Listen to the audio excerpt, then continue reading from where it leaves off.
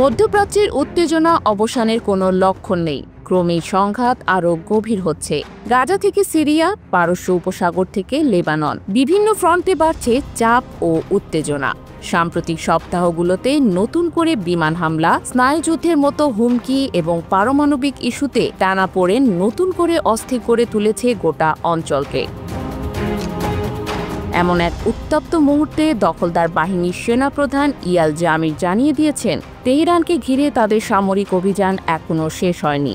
অপরদিকে হুঁশিয়ারি দিয়েছেন প্রেসিডেন্ট মাসাউদ পেজেশকিয়ানও, আবার হামলা হলে এবার তারা ভেতরে ঢুকেই জবাব দেবে বলে সাফ জানিয়ে দিয়েছে।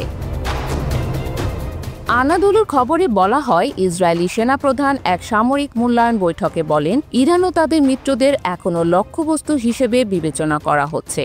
এই লড়াই শেষ হয়নি, বরং আরও বিস্তৃত অভিযানের জন্য আমরা প্রস্তুতি নিচ্ছি। একই সঙ্গে তিনি গাজা উপত্যকায় চলমান সংঘাতকে ইসরায়েলি সেনাবাহিনীর ইতিহাসের একটি জটিল ও কঠিন যুদ্ধ বলে আখ্যায়িত করে বলেন, আমরা যত মূল্যই দিতে হোক আমাদের লক্ষ্য অর্জন না হওয়া পর্যন্ত থামব না। জামির জানান, তারা সিরিয়া ও হিজবুল্লাহকে কৌশলগত সক্ষমতা অর্জন করতে দেবে না। পাশাপাশি পশ্চিম তীরেও তারা সক্রিয় থাকবে বলে জানান তিনি। বিশ্লেষকদের মতে, এসব বক্তব্য কেবল প্রতিরক্ষা নয়, বরং আক্রমণাত্মক কৌশলেরও ইঙ্গিত বহন করে।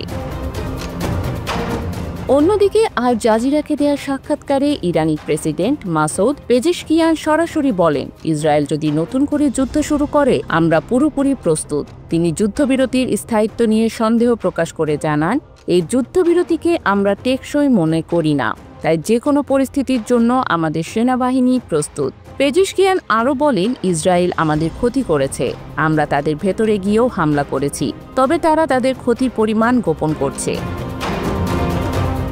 যুদ্ধের এই ছায়া এখন ছড়িয়ে পড়ছে পুরো অঞ্চলে, যেখানে কথার যুদ্ধের চেয়ে রণক্ষেত্রে বাস্তবতা দিনকে দিন বেশি স্পষ্ট হয়ে উঠছে। শান্তি আপাতত কেবল রাজনৈতিক শব্দ হয়ে দাঁড়িয়েছে।